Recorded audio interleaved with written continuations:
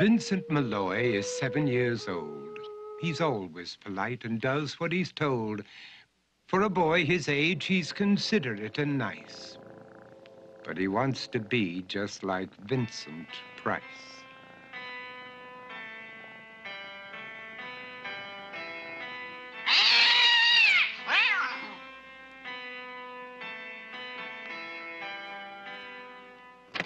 He doesn't mind living with his sister, dog, and cats, though he'd rather share a home with spiders and bats.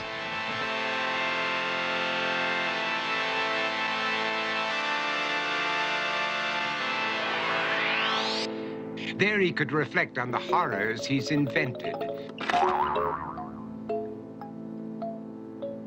and wander dark hallways alone and tormented.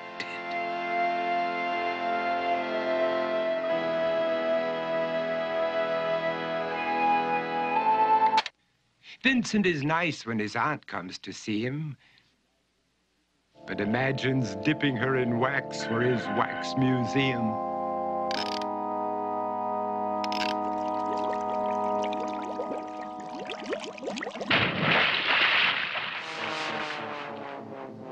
He likes to experiment on his dog, Abercrombie, in the hopes of creating a horrible zombie. So he and his horrible zombie dog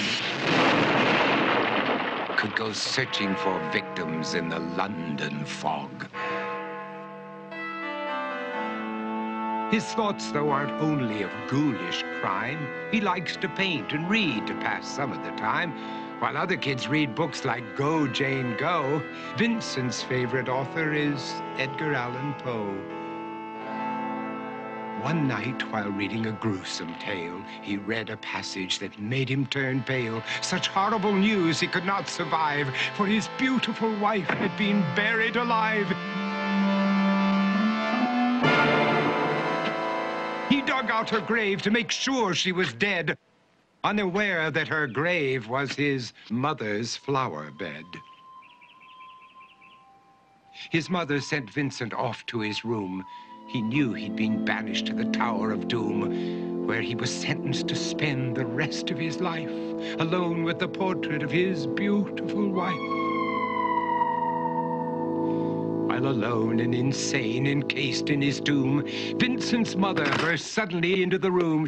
She said, "If you want to, you can go out and play. It's sunny outside and a beautiful day."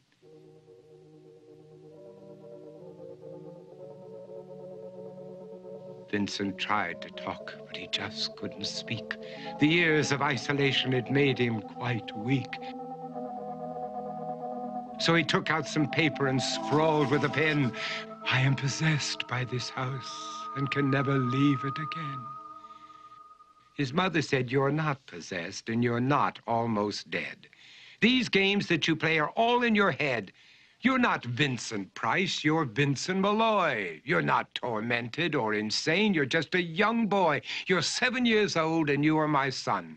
I want you to get outside and have some real fun." Her anger now spent, she walked out through the hall. And while Vincent backed slowly against the wall, the room started to sway, to shiver and creak. His horrid insanity had reached its peak.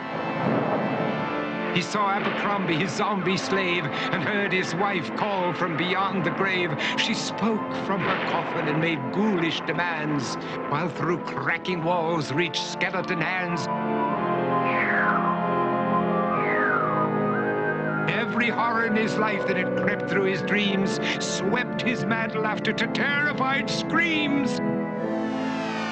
To escape the madness, he reached for the door, but fell limp and lifeless down on the floor.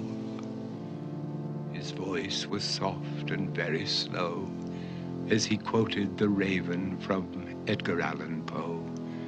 "And my soul from out that shadow that lies floating on the floor shall be lifted nevermore."